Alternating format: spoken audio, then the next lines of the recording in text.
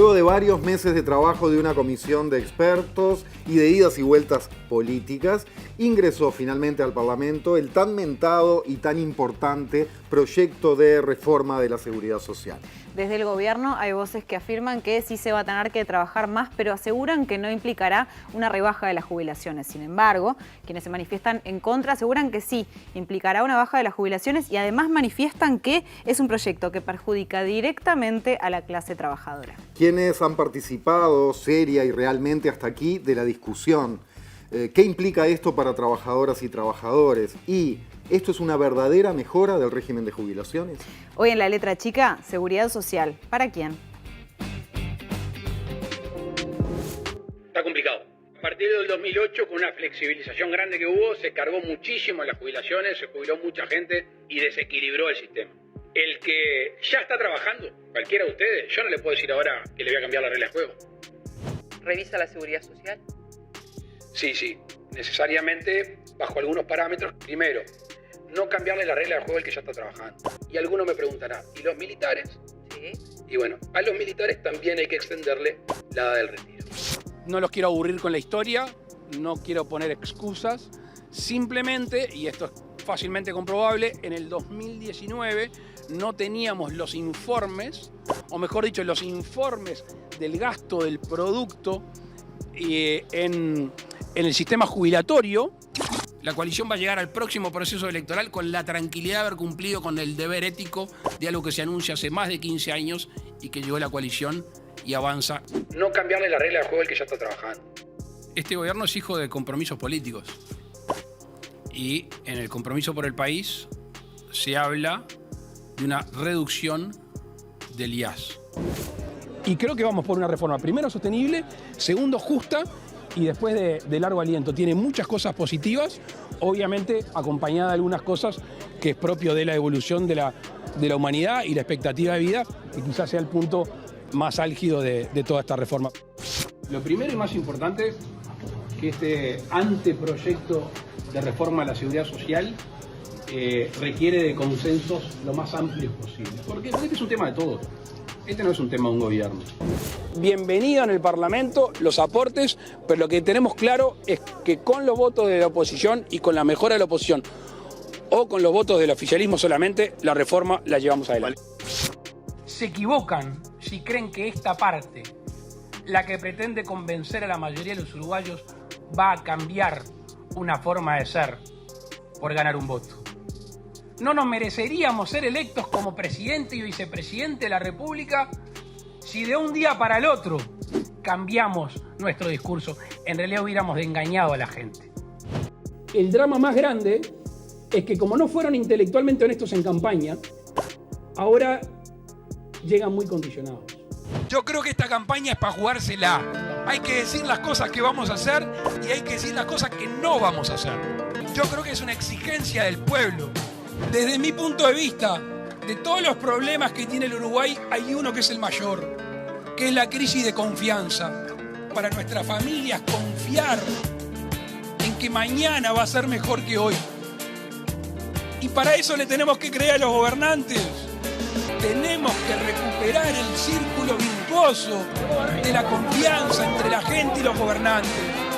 Y eso se hace con verdad, eso se hace con coherencia. Y eso se hace aguantando las ideas.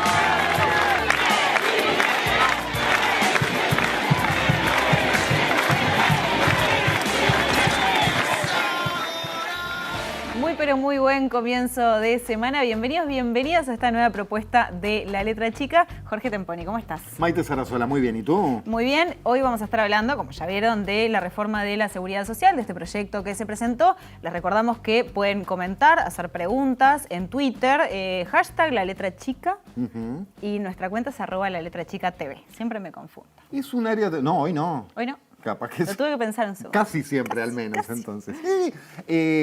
Miren, El tema es tan amplio, está, por supuesto, a lo que le vamos a entrar, las patas políticas, económicas, de negociación, de discusión, la parte seria, digamos, social del asunto, pero también está lo vivencial y lo personal. Por ejemplo, ¿qué pienso hacer cuando me jubile y cuál es mi sueño? Yo qué sé, lo que se les ocurra, compartan y se arma la conversación con el hashtag La Letra Chica. Bien, ¿Te parece? linda iniciativa. Digo, de lo más pesado a lo más liviano también, ¿no? Al color. Una casita afuera, ponele algo así. Te veo clara en tus sueños de jubilación. ¿Ya, Sarasola? ¿Tan pronto? Arranquemos. ¿Tan pronto? Bien, tan pronto recibimos en el programa para ordenar un poco el tema porque tiene muchas puntas, la reforma trata muchos temas y muchas cuestiones técnicas. Le deseamos mucha suerte entonces para explicarlo también de paso a Mariana Cianelli, periodista y columnista de este programa.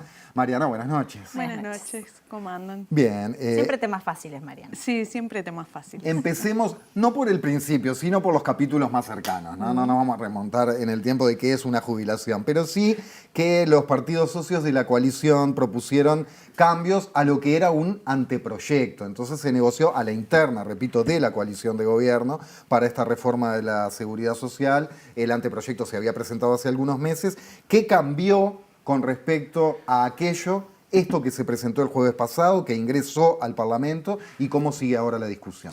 Bien, bueno, el proyecto, la intención por parte de la coalición es que se apruebe en el Senado este año, ¿no? Es prioridad número 1 y van a trabajar en consecuencia. Y bueno, ahí se estima que por ahí, por el año que viene, en marzo, después del receso parlamentario, arranque la discusión en diputados. O sea, ya se lo respeta como un tema de sus tiempos pesados. Seguro, es prioridad, hay que ver también, ¿no?, todos los otros temas de la agenda del oficialismo, qué va a pasar con ellos, también de la oposición, pero parecería ser que el centro va a estar en la reforma de la seguridad social en este periodo y hay que ver el año que viene. Y bueno, y arrancando un poco sobre los cambios, ¿no? Este anteproyecto estuvo circulando y los socios de la coalición, como decías, plantearon algunos reparos, ¿no?, de lo que se había presentado originalmente. Recordemos brevemente, ¿no?, que este anteproyecto y este proyecto actual surge de un proceso que se inició en la Comisión de Expertos de Seguridad Social, creada por la LUC, donde se estableció un diagnóstico y recomendaciones que solamente fueron aprobadas por representantes de la coalición y por los empresarios. Esto no contó con el apoyo ni del FA ni del PIT-CNT. Entonces, teniendo en cuenta eso, bueno, sí, incorporó varios de los planteos que hicieron públicos los socios de la coalición. El principal tiene que ver con el corrimiento de los efectos de la reforma hacia 2033. Esto lo que va a implicar es que no va a haber cambios para las personas que tengan 50 o más años al momento de la aprobación de la reforma. En el anteproyecto se establecía como inicio, digamos, para el aumento de la edad de retiro a la generación de 1967. Con este corrimiento se elige, digamos, a la generación de 1973 y a partir de 2043 van a empezar en su totalidad a regir las nuevas normas jubilatorias de este nuevo sistema. Esto fue a pedido en particular de Cabildo Abierto y el Partido Independiente, que pidieron correr un poco la entrada en vigencia, ¿no?, la aplicación de la reforma de las generaciones, cambiar un poco ese número y se tomó en cuenta y se fijó esos números que comentaba recién. Después hay otro aspecto que tiene que ver con los aportes al BPS y a la SAFAP, el porcentaje de aportes. El proyecto actual, el que ingresó al Parlamento, establece que se destine un 10% al BPS y un 5% a la SAFAP. Esto lo planteó el Partido Colorado, que le generaba preocupación por cómo estaban los porcentajes antes. Antes se preveía que se destinara un 8% al BPS y un 7% a la SAFAP. También no sé si se tuvo en cuenta, pero fue un planteo de los representantes de los trabajadores del BPS que advirtieron que como estaba compuesto ese esquema, en realidad se iba a terminar perjudicando a los trabajadores, iban a tener los menores de 45 años rebajas en las jubilaciones con esos porcentajes de entre un 8 y un 36%. Bueno, esto se cambió. Rodolfo Saldain, que lideró esta comisión de expertos de seguridad social, en la conferencia de jueves se refirió a este tema. Y lo que dijo es, bueno, los cálculos, digamos, que hacían los representantes de los trabajadores del BPS en su momento eran sobre el anteproyecto, ahora hay nuevos números. Bueno, hay que ver más adelante qué impactos tiene estos cambios, ¿no?, de porcentajes en la distribución. Y después un dato que no es menor y que también estuvo en la discusión pública, sobre todo por parte de Cabildo Abierto, tiene que ver con las pensiones a la viudez. Fue uno de los principales reclamos en su momento públicamente, ¿no? Deben existir y más adelante vamos a hablar de otros reclamos de Cabildo. Pero bueno, no estaban conformes con los cambios que se habían hecho en torno a las pensiones a la viudez. Se establecía en el anteproyecto un tope a los ingresos, digamos que las personas que tuvieran un ingreso de 100.000 pesos, hasta 100.000 pesos pudieran acceder a las pensiones por viudez. Bueno, eso se cambió y, por ejemplo, se alargó, digamos, a 150.000 pesos de ingresos. Esos son algunos de los planteos y reparos que tenían los socios y que se tuvieron en cuenta en este proyecto que ingresó. Bien, Mariana, ya saliendo de estos acuerdos a los que tuvo que llegar el gobierno para que siguiera para adelante este proyecto. Obviamente estamos hablando de 330 artículos, es amplio, pero ¿cuáles destacarías como los principales pilares de esta reforma que se propone? Bueno, el principal cambio en el sistema y que ha estado también en el debate público tiene que ver con el aumento de la edad de retiro.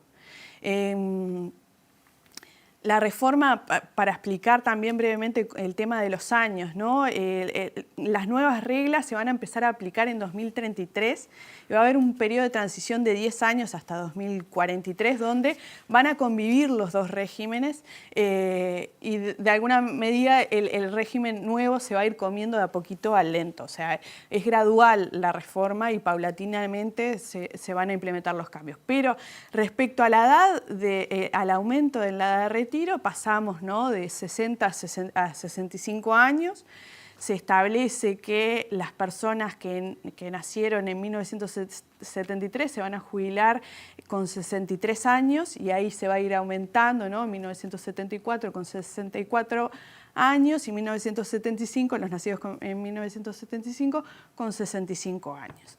Hay excepciones para este aumento de la edad de retiro en dos casos, ¿no? En el caso de los trabajadores rurales y en el caso de los trabajadores de la construcción. Claro, que tiene una exigencia mayor, ¿no? Exacto, Física, se toma en cuenta. En su momento también se planteó por qué no se incorporaban a las trabajadoras domésticas también dentro de la excepción. Bueno, quedaron estos dos rubros.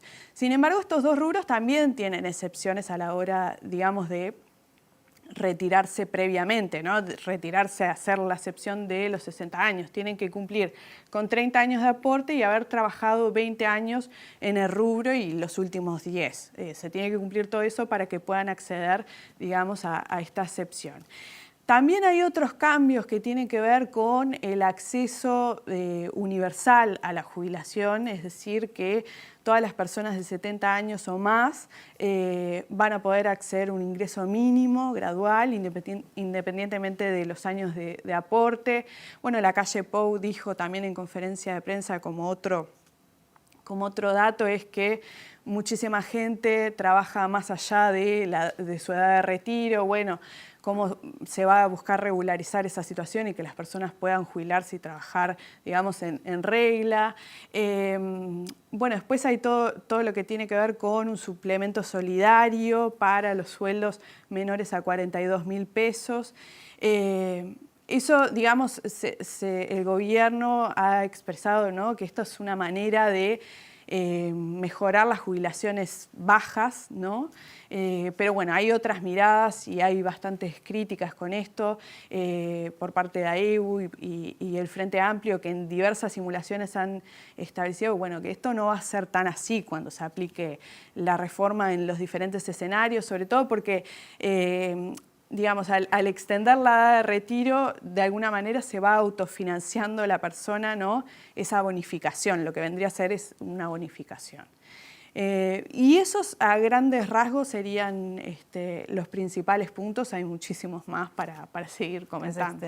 Por ejemplo, el tema de los cálculos, cambios en el cálculo del sueldo básico jubilatorio y los años que se toman en cuenta. ¿Qué hay por ahí?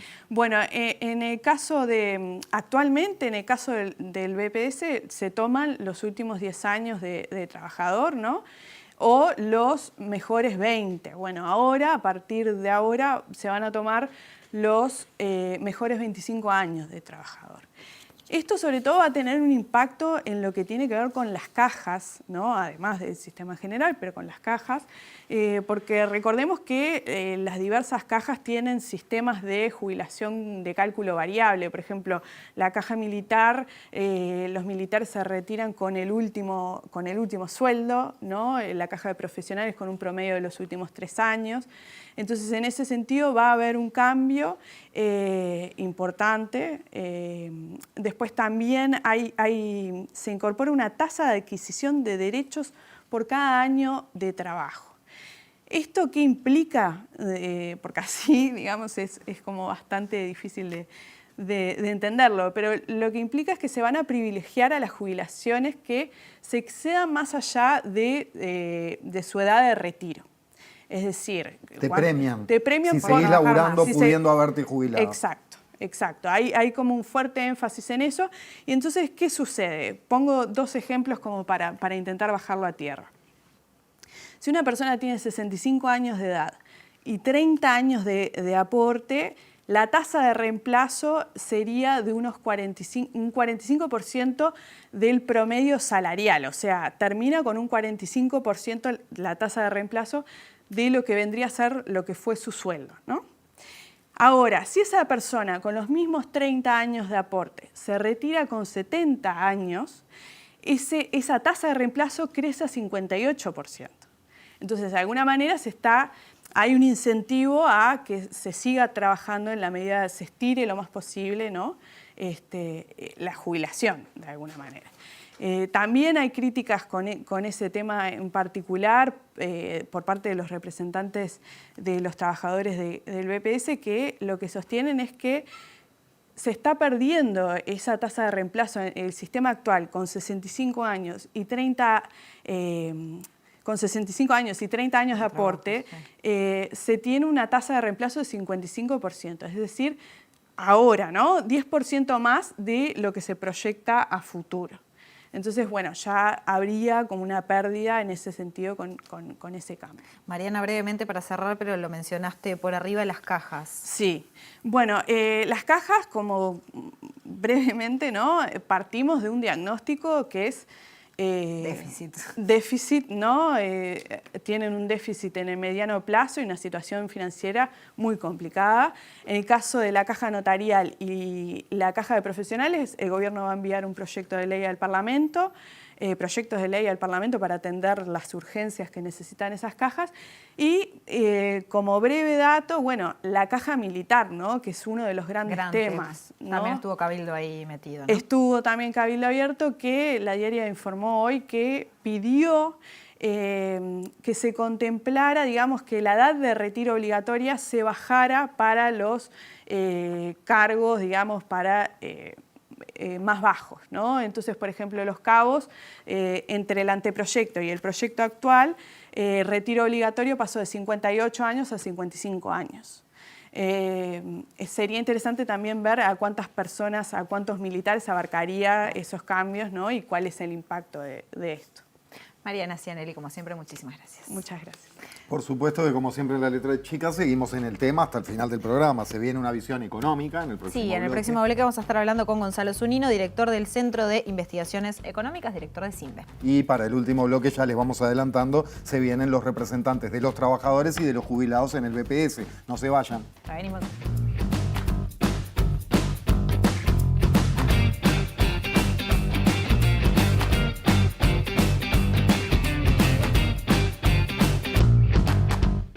26 minutos pasan de las 9 y continuamos hablando de este proyecto, ahora de la mano, como les anunciábamos, de Gonzalo Zunino, director del Centro de Investigaciones Económicas de CIMBE, doctor en Economía y magíster también en Análisis Económico y docente de la Universidad de la República. Buenas noches y muchas gracias. Buenas noches. Gonzalo, sí había un consenso de que una reforma en algún momento era necesaria, ¿no? Pero ¿cómo ves esta reforma que se está planteando puntualmente? Bueno, sí, existe un consenso bastante generalizado, diría yo, sobre que es necesario reformar, en parte porque el estado de bienestar, podríamos decir, en Uruguay, tiene un desbalance intergeneracional importante, digamos, con una protección muy fuerte en los adultos mayores, 65 y más, y una protección que es débil en infancia y en otros tramos de la vida, pero sobre todo en infancia. Perdona, pero ya te freno ahí. Dale. Sé que hay mucho para charlar, pero capaz que algún jubilado o jubilada que está escuchando dice muy fuerte para la tercera edad, si ganamos 3 pesos, una miseria. Bueno, y es cierto que en términos absolutos uno puede pensar que las jubilaciones son poco suficientes, pero hay indicadores que son bastante concluyentes, ¿no? Por ejemplo, la pobreza en adultos en más de 65 ronda el 2% de la población y en menores de 6 anda más o menos por el 20%, 10 veces más. Y eso es por una participación del Estado activa en este grupo y no tan activa o bastante ausente en infancia.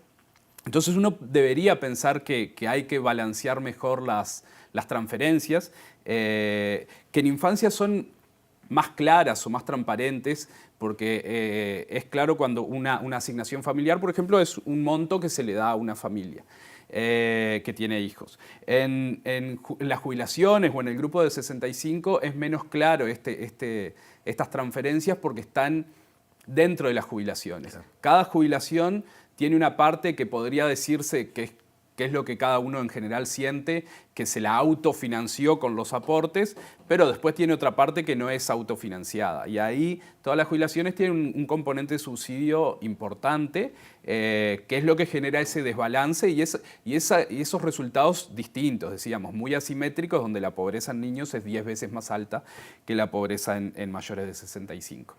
Entonces, a esto se le agrega una dificultad que es el avance de la transición demográfica, que hace que cada vez va a haber una proporción más alta de la población de 65 y más. Entonces, si no se hacía nada o si no se hace una reforma, lo que se proyecta es que el gasto en pensiones, en jubilaciones y pensiones va a continuar creciendo y en el correr de las décadas se van a necesitar algo así como 3 puntos adicionales del PBI para financiar estas jubilaciones y pensiones. Que 3 puntos del PBI puede parecer que no es tanto, pero el sector público gasta más o menos 30 puntos del PBI, recauda más o menos en ese entorno. Entonces, es como necesitaríamos un aumento de la presión fiscal, digamos, del orden del 10% de lo que se recauda hoy, que es bastante, para financiar eso. Pero no solo para financiar eso, el problema es que decíamos, si queremos fortalecer el estado de protección, si queremos fortalecer el estado de bienestar en estos otros rubros, necesitaríamos esos 3 puntos, más algunos puntos para infancia, más algunos puntos para educación, más algunos puntos para el sistema de cuidados, y terminamos en un resultado que probablemente tenga poco consenso, al menos a corto plazo, digamos, estaría dentro de lo que se podría discutir, pero que es probable que no tenga consenso decir, bueno, Uruguay hoy necesita un estado 10 o 8 puntos porcentuales del PBI más grande que lo que es hoy, en parte porque eso habría que financiarlo. De ahí que la discusión es, bueno, rebalanceemos el gasto y en ese rebalanceo del gasto implica tratar de contener el gasto en jubilaciones y pensiones para evitar que esa proyección creciente se concrete. Sobre todo porque decíamos, los ingresos del sector público evolucionan básicamente con el PBI. Si necesitamos 3 puntos más, hoy no los tenemos. O sea, para poder conseguirlo se requiere incrementos impositivos hacia el futuro que permitan conseguir esos ingresos. Bien, ahí llegamos a la segunda parte de la pregunta de Maite, que es clave. Es decir, bien, entendido ese panorama, ¿qué te parece o qué les parece desde el CIMBE esta reforma, este proyecto? Bueno, entendido este panorama, esta reforma en parte queda inconclusa, ¿no? Porque cuando hablamos de un rebalanceo del estado de bienestar, estaríamos justamente discutiendo cómo modificar todo el sistema de protección social y diciendo, bueno, de repente tenemos que contener el gasto acá, pero al mismo tiempo expandirlo en estos otros lugares que decíamos donde realmente debería ser la prioridad de asignación presupuestal, al menos hacia el futuro. En esta reforma hay un esfuerzo por contener el gasto, pero no se está discutiendo, quedó totalmente fuera de discusión el sistema de protección social en su conjunto. Solo se discutió el sistema previsional, donde el objetivo es contener el gasto. Entonces, por decirlo de alguna forma, al final del día no sabemos si estamos discutiendo un rebalance del estado de bienestar o si lo que estamos discutiendo es simplemente un achicamiento del estado de bienestar, ¿sí? Porque estamos con una reforma que apunta a contener el gasto en un lado, de lo otro que decíamos que era necesario rebalancear, en principio no decimos nada porque quedó fuera de la discusión, y además surgen algunas propuestas alternativas como rebajemos el IAS o rebajemos el IRPF. Entonces, al final del día decimos, bueno, necesitamos un rebalance. Es distinto a discutir una reducción del estado de bienestar que achique la protección social en el grupo de 65 y más, y la contrapartida sea una reducción de la presión fiscal y principalmente en IAS y en IRPF, que en el fondo son los grupos que tienen mayores ingresos. Pensando en eso y quedándonos con la primera mitad, antes de pensar en esa reasignación, el control del gasto por el tema de las jubilaciones, ¿se utilizan, crees, herramientas razonables en este caso? Para eso, para achicar ese gasto, más allá de que haya que discutir lo otro. Bueno, para el achicamiento del gasto se utilizan herramientas que son básicamente las esperables. Para achicar el gasto no es ciencia, tenés que pagar jubilaciones por menos tiempo o pagar jubilaciones más chicas, ¿sí? Pagar jubilaciones por menos tiempo implica tratar de mover la edad de retiro hacia adelante. Ahí claramente hay una medida que es el aumento de la edad normal de retiro, de la edad mínima de retiro, que es, digamos, la necesaria para configurar el causal de jubilación común. Y después hay alguna serie de medidas que modifican los parámetros, digamos, del sistema, que podrían apuntar a esa contención de las jubilaciones. Por ejemplo, para el régimen general, la extensión del periodo en el que se calcula el denominado sueldo básico jubilatorio. Que eso pasa de 20 a 25, ¿no? Que pasa de 20 a 25 años. Hoy en el régimen general en realidad es los mejores 20 o los últimos 10, pero con una trampa de que los últimos 10 no le pueden ganar por más del 5% a los mejores 20. Entonces, como que el ancla verdadera son los mejores 20. Pero sí, cuando uno puede mirar, podríamos decir, con esta reforma, básicamente te podría quedar una situación donde si te jubilás 5 años más tarde, probablemente no te vayas con algo muy distinto a lo que te irías hoy. La tasa de reemplazo de la combinación 65-30, que sería la nueva mínima, es la misma que hoy con 60-30. O sea, podrías decir, me voy con una jubilación equivalente, pero 5 años más tarde. Entonces se paga jubilación por menos tiempo. O si yo ya me iba a los 65, probablemente me vaya en el mismo momento, pero me vaya con una jubilación menor, ¿sí?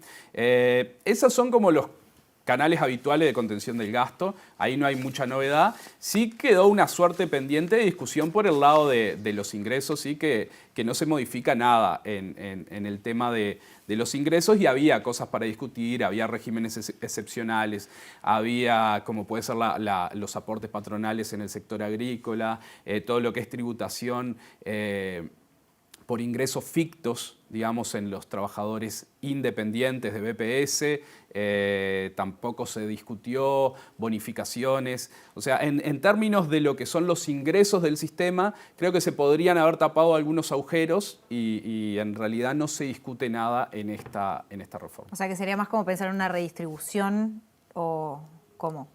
No, digamos, porque podríamos pensar, bueno, si el problema es esa trayectoria del gasto, bueno, podría intentar subir los ingresos.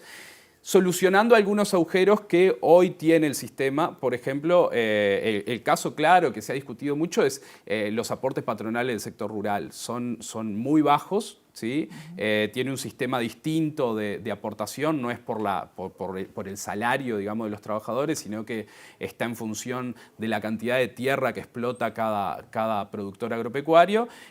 Pero al final del día, cuando se sacan las cuentas, en términos de los salarios, los aportes patronales en el agro rondan el 2%, cuando los aportes patronales en el régimen general son del 7,5%. O sea, estamos como 5,5 puntos abajo de lo que sería lo establecido para el régimen general. Y eso no se tocó para nada. Y eso no se toca. En realidad se crea digamos, como una agencia que va a discutir esto para evaluarlo en el futuro, pero en concreto hoy no se toca nada. Perdón, pero me parece grande la diferencia, ¿no? De 2% el aporte patronal de trabajo rural a un 7% más o menos el resto, decías. Sí.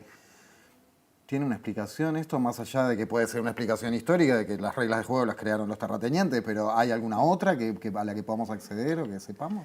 Bueno, no, a ver, ¿por qué hay tanta diferencia? Digamos, el agro tiene como una estructura diferente de aportación patronal que en el fondo tiende a penalizar a la explotación muy extensiva. ¿Sí? Porque si yo tengo como los aportes los pago en función del predio, si yo tengo un predio muy grande y básicamente no ocupo gente, si pagara por nómina pagaría muy poco. Hoy, como pago en función de las hectáreas, termino pagando un poco más. Y las explotaciones chicas, quizá intensivas en mano de obra, con este régimen se benefician. Ahora, ¿por qué esa alícuota no está calibrada, digamos, para que la estructura esa se cumpla, pero que en promedio paguen el 7,5%? No hay ninguna razón, digamos. Gonzalo, teniendo en cuenta de que esta cuestión de que afortunadamente vivimos más es algo que pasa en general en el mundo, ¿qué es lo que han hecho otros países para lidiar con esta situación también? Y si ya hay algunos resultados o experiencias que hayan mostrado algún resultado.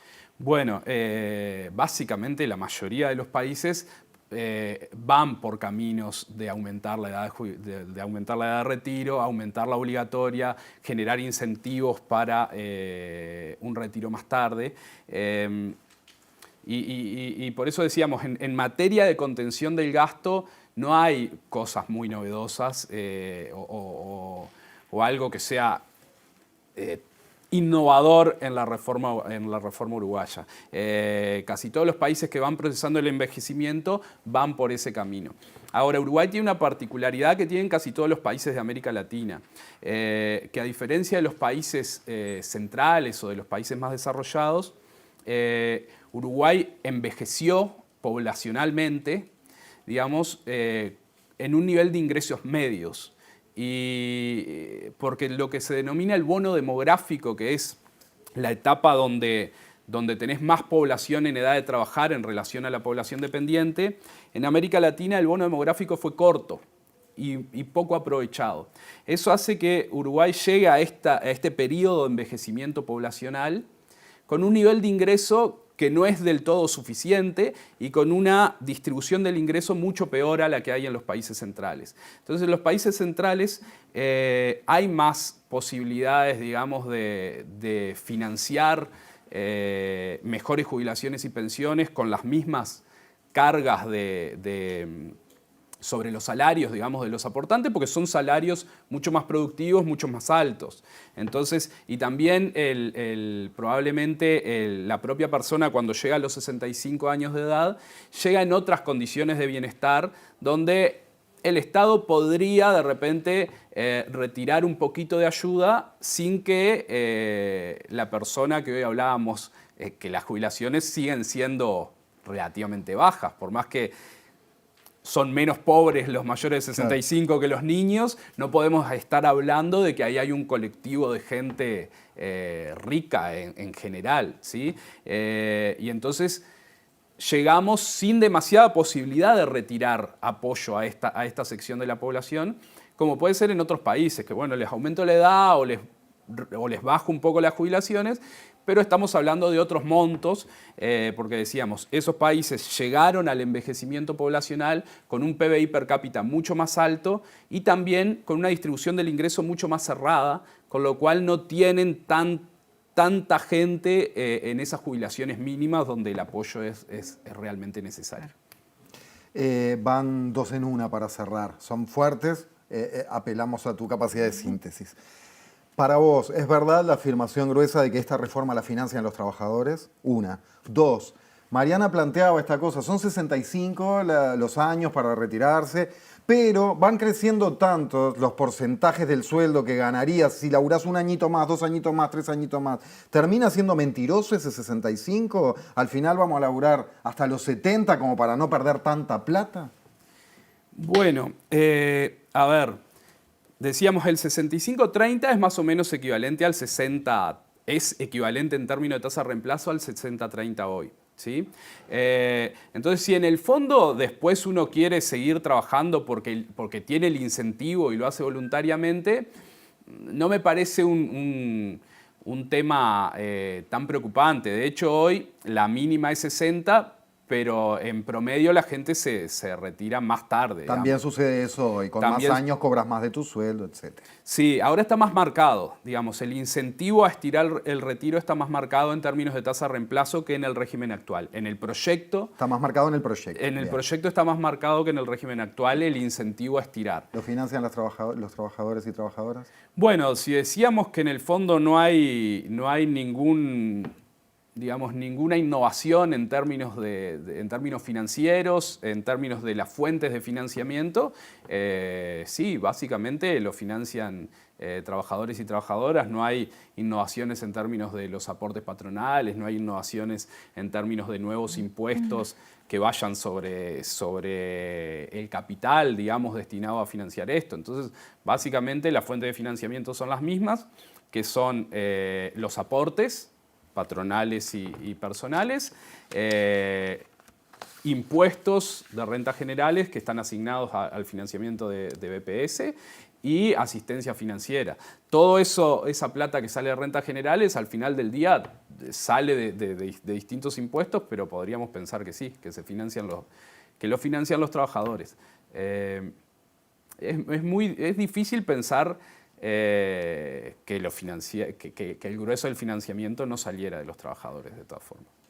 Ahora sí, cortita para cerrar, voy a sumar una. ¿Qué te parece que tendría que hacerse con la caja militar teniendo en cuenta que tiene un déficit de $400 millones anuales y que es un tema que también ha estado candente en esta discusión, ¿no?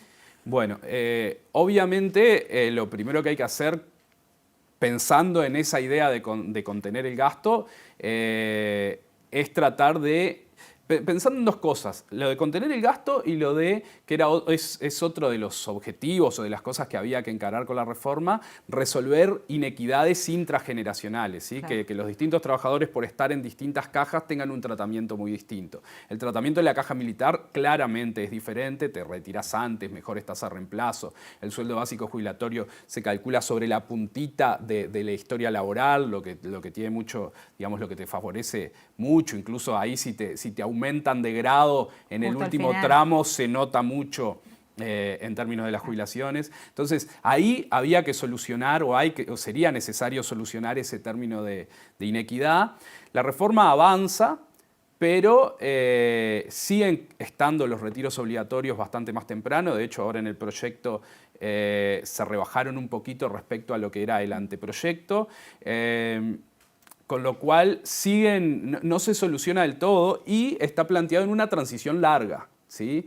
Y ahí no hay ninguna solución alternativa. Otros subsistemas que tienen problemas financieros, como podría ser la caja de profesionales y la caja bancaria, aparentemente más la caja de profesionales que la caja bancaria, pero en el proyecto desde el Poder Ejecutivo mencionaron a las dos, supuestamente van a tener una transición diferente, con velocidades y con aportes diferentes al régimen general. ¿Por qué? Por la situación, digamos, más complicada que tendrían esos subsistemas. La caja militar claramente es de las más complicadas en términos financieros, pero no tiene una transición distinta. Es decir, ese desequilibrio grande que hay hoy no se lo busca corregir más rápidamente que al promedio del sistema. Muchísimas gracias. No, por nada. Gracias a ustedes. Gonzalo Zunino ha estado con nosotros en este bloque. En el siguiente, como decíamos, los representantes de BPS, Ramón Ruiz, de los trabajadores, y Ariel Ferrari, de los jubilados. Ya seguimos. Muchas gracias.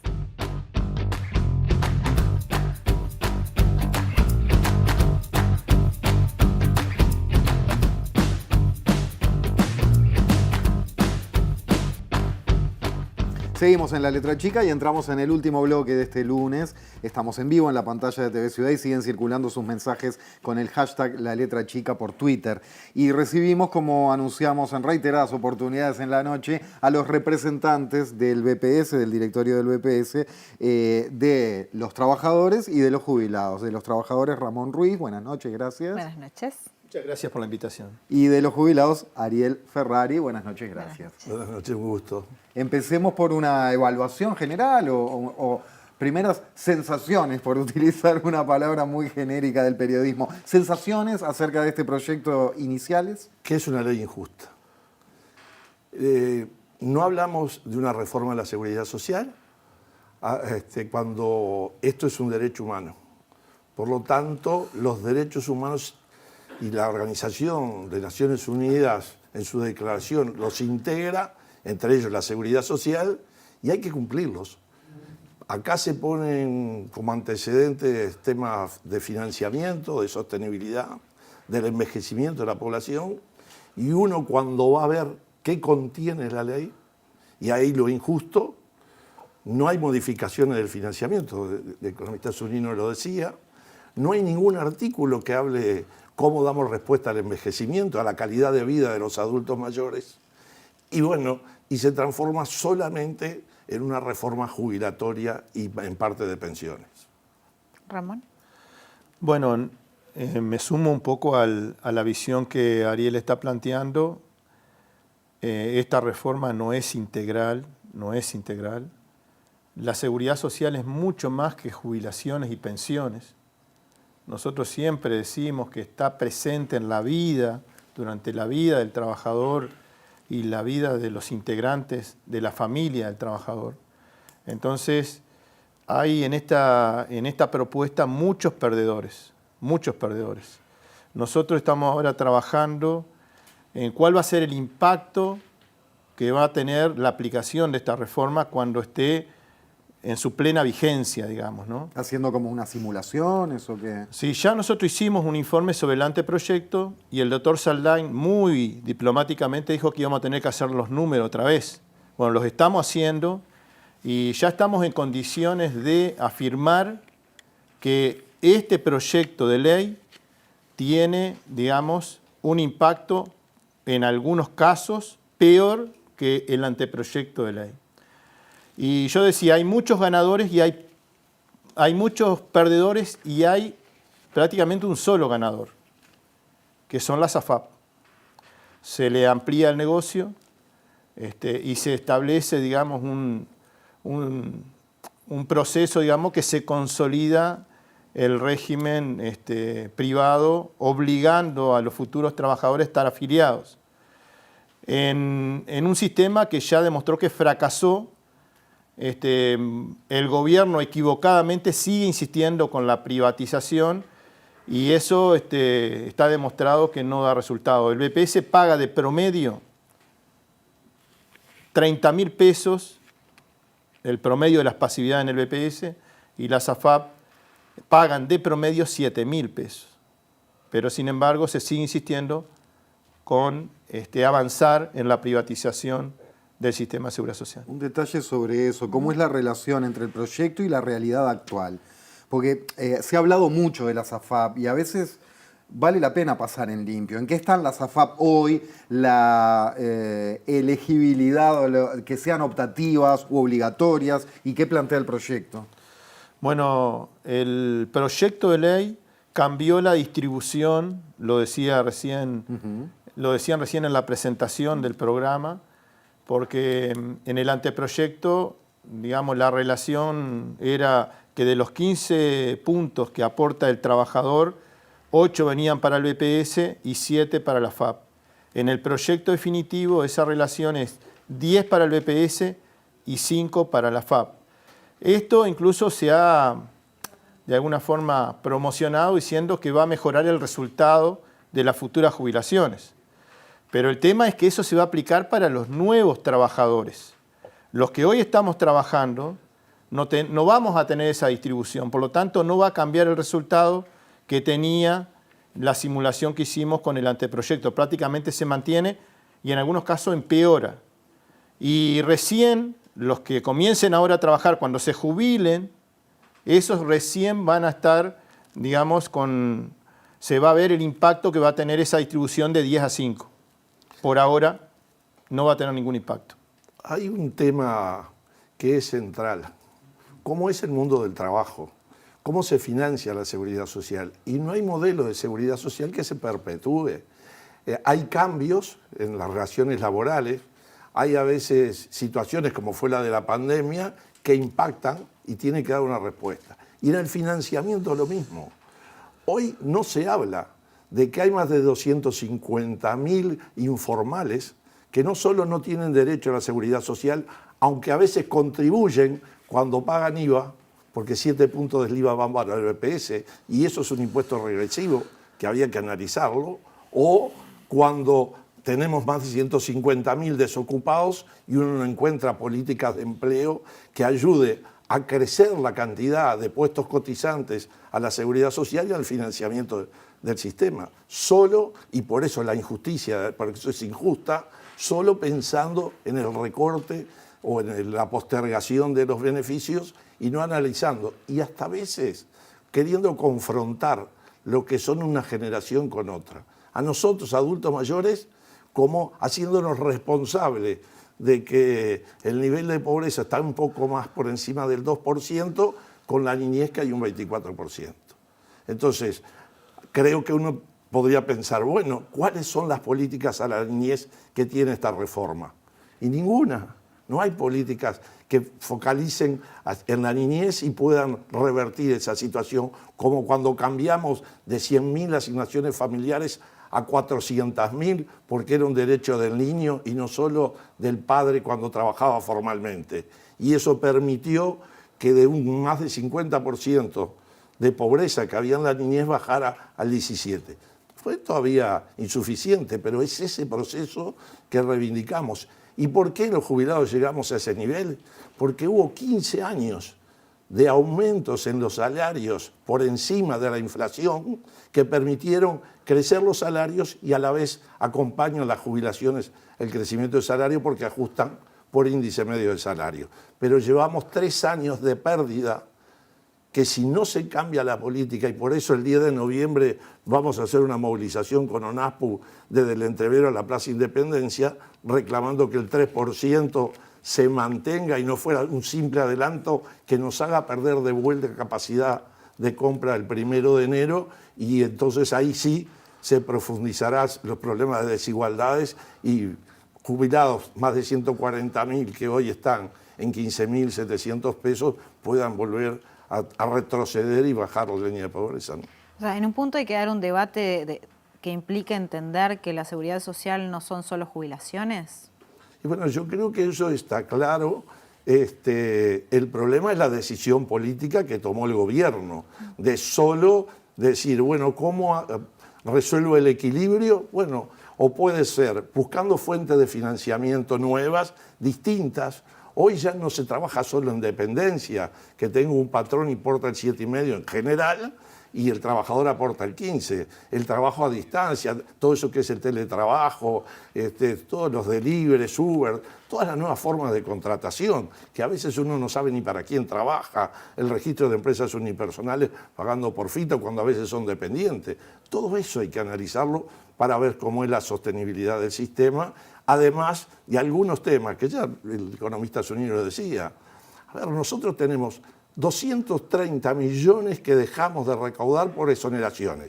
Un ejemplo, la universidad y toda la educación privada no paga aportes patronales, mientras que la universidad pública lucha por tener un presupuesto algo mejor para poder seguir llevando políticas de educación en todo el país. Y entonces, lo mismo pasa en la salud privada. Y no estoy hablando de las pequeñas guarderías o escuelas en barrios periféricos. No, sino a veces en universidades que la matrícula son en dólares, o no cualquier hijo de trabajador o hasta de sectores de capas medias pueden participar por lo que cobran. Entonces, no hay discusión de esos temas. Se paga en lo rural se paga también por la calidad de la tierra, no solo por la extensión. Y hoy tenemos, con las transformaciones tecnológicas, con las nuevas producciones, que sectores de calidad de tierra que hace 50 años, como eran las de Rivera, las del norte, ¿no? Caminito de tierra colorada, eran de baja productividad. Sin embargo, con la forestación y la extranjerización, además de la tierra, no será necesario que esas grandes extensiones que generan mucha riqueza algo le devuelvan a la sociedad. Por eso la injusta ley que nosotros criticamos. Recién hablabas de realidades y después de medidas políticas. A propósito de la discusión política, de cómo se ha dado, les queremos preguntar por eso, aparte ustedes que están en el propio directorio del BPS, en el riñón de la cuestión. Pero antes, para dar pie, vemos al presidente de la República, Luis Lacalle Pou, el jueves pasado mencionando esta discusión.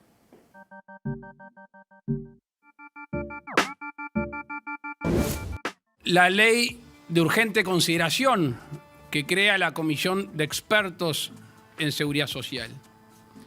Allí se generan los documentos, primeros documentos formales, un diagnóstico, y quiero hacer hincapié en la amplísima participación en esa comisión de expertos, ya sea como expertos en sí mismos o asistentes a las mismas. Casi una centena de reuniones, una centena de expertos nacionales, internacionales, múltiples delegaciones de distinto perfil y obviamente los partidos políticos. De ahí emana un anteproyecto de ley.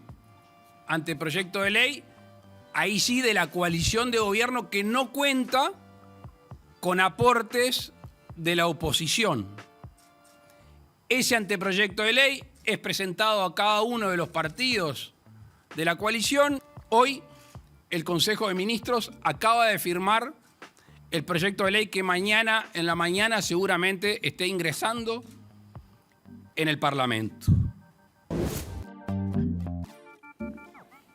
Muy bien, Ramón. Bueno, yo voy a discrepar con el presidente de la República sobre el método que eligió para discutir el futuro de la seguridad social. En realidad no hubo diálogo.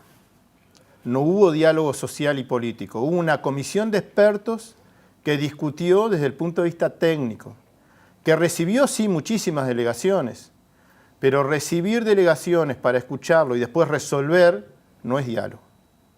Diálogo es cuando estamos alrededor de una mesa, cuando cada una de las partes propone cosas, realiza propuestas.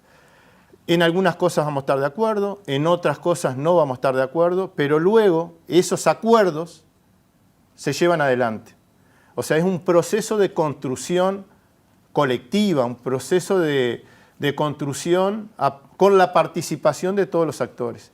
Esto que se hizo para llegar a este proyecto de ley está muy lejos de ser un diálogo social, al punto que durante el tiempo que estuvieron reunidos los expertos del oficialismo decían que estaban ahí a título personal y que su opinión no comprometía al partido que lo había designado o al gobierno que lo había designado. Y más aún, cuando se le presenta al presidente de la República las recomendaciones, inclusive el diagnóstico, el presidente dice, esto no es vinculante. Es un insumo, pero no es vinculante. Entonces, eso reafirma de que no fue un diálogo social. Cuando se presenta el anteproyecto, que lo presenta el presidente, no lo presenta la coalición de gobierno, el presidente se lo presenta a los partidos políticos de la coalición y se lo presenta al Frente Amplio, y los partidos de la coalición de gobierno dijeron que no habían sido consultados y por eso presentaron propuestas para modificar el anteproyecto que el presidente de la República impulsó. Por lo tanto, no solamente que no hubo diálogo social con las organizaciones representativas de la sociedad, sino que además no hubo diálogo dentro de la propia coalición de gobierno. Y nosotros, tanto Ariel como quien les habla, en noviembre del año pasado nos sometimos a través de la elección para elegir a los representantes sociales, y estas dos representaciones tienen más de 500.000 voluntades que apoyaron no solamente una lista, sino una visión de lo que nosotros entendemos tiene que ser la seguridad social. Ramón, Ariel, sí, ¿qué camino se sigue ahora, no? Teniendo en cuenta que esto ya está en el Parlamento, que se pidió que fuera algo rápido, ¿cómo lo ven? Bueno, la democracia requiere de sus tiempos. Nosotros confiamos que el Parlamento discuta, sería mejor que se suspendiera esa discusión, porque la comisión de expertos surgió en la ley de urgente consideración. Sí. Jorge ha hablado muchas veces contigo, ahí en la letra chica, en ese proceso de discusión que tenía la ciudadanía, y había cosas re urgentes, 90 días para resolver esta ley. Y hace 11 meses que la tiene la coalición de gobierno. Por lo tanto, si reivindicamos esos espacios, y hay antecedentes en el 2009, en el 2010, en el 2012, que permitió que muchas de las cosas que logró salvar al país la pandemia era producto de normativas de diálogos anteriores, la flexibilización del seguro de desempleo, el seguro de desempleo parcial, rebajar y crear nuevos derechos jubilatorios a partir de los 65 años. Entonces, la movilización, además, la gente organizada, participando, creo que esta propia expresión que el próximo jueves en la Plaza 1 de Mayo, la intersocial, cuando uno de los principales temas es el rechazo, ¿no?, a una reforma jubilatoria, creo que nos da expectativas de que también se puedan cambiar. Y sí hay que reformar la seguridad social, pero no con este proceso, porque la sociedad en su conjunto, con las organizaciones representativas de trabajadores, de empresarios, de jubilados y los partidos políticos deben tener espacio de convivir y en diálogo resolver. Se abre una etapa de discusión parlamentaria, pero también se abre una etapa de mucha movilización en la calle en defensa de la seguridad social. Porque desde nuestro punto de vista, esto que se propone no es el único camino. Porque cuando se dice que esta reforma es inevitable, nosotros decimos que hay otra reforma posible. Y la otra reforma posible tiene que ser con diálogo, tiene que ser integral, tiene que tener fuentes de financiamiento y tiene que tocar los privilegios a la hora de aportar y los privilegios a la hora de recibir prestaciones. Nos parece fundamental avanzar hacia una seguridad social sin AFAP, porque el sistema financiero lo que busca con la seguridad social es el lucro. El año pasado, las AFAP lograron una ganancia de $12 millones. Cuando se habla mucho del déficit de la seguridad social, no se mira hacia las AFAP. Cuando se habla del déficit de la seguridad social, no se mira hacia la caja militar. Por lo tanto, nosotros entendemos que hay que construir entre todos el sistema de seguridad social que se merecen los uruguayos. No, un detalle, me quedé con esa cifra de los $12 millones de ganancia pura, decís, de las AFAP. Exactamente. O sea, que no se vuelcan a los trabajadores que quedan en la empresa AFAP. Y antes de la ley de los cincuentones, era $36 millones.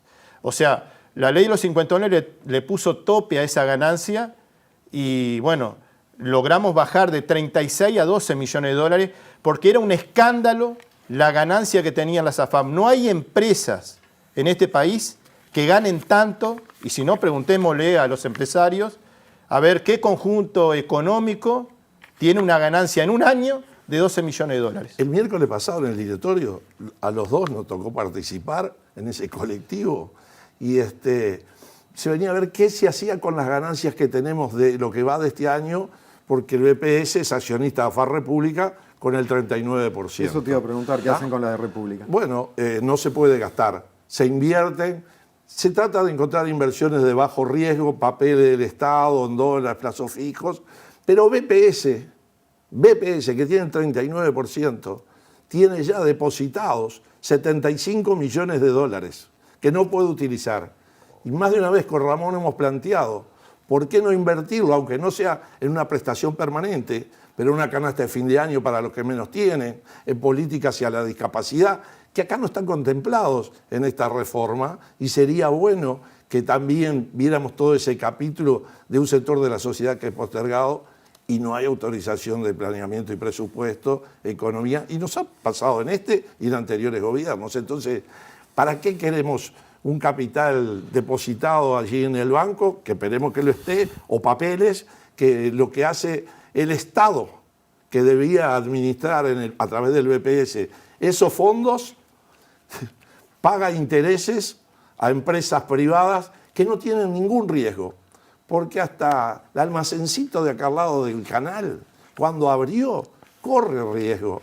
Y la pandemia no venían a comprarle y corría riesgo. La FAP no. La FAP espera que le traigan las comisiones, y que le traigan las transferencias. Y cuando le llega la transferencia le saca las comisiones, que es su ganancia. La inversión, el riesgo la corre el trabajador, que al final de su vida de trabajo podrá tener mejor o peor según el resultado que lo tuvo. Por eso es la injusticia que tiene este modelo, que es necesario cambiarlo.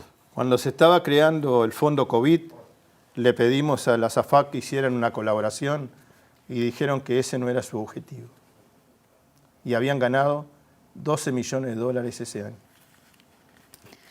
Ramón Ruiz, Javier Ferraris, muchísimas gracias. Un gusto. Gracias a ustedes. Bueno, muchas gracias. Bien, Se viene llegamos al línea final. de 3 porque es lunes, Sarasola. Es lunes y mañana nosotros no vamos a estar porque hay transmisión de la NBA, pero volvemos el miércoles a las 21 horas en vivo por la pantalla de TV Ciudad. Gracias por estar como siempre. El miércoles venimos con Va Ferreira bajo el brazo, ¿eh? Capítulo 3 de 3. Exacto. Hasta el miércoles entonces. Gracias. Chau.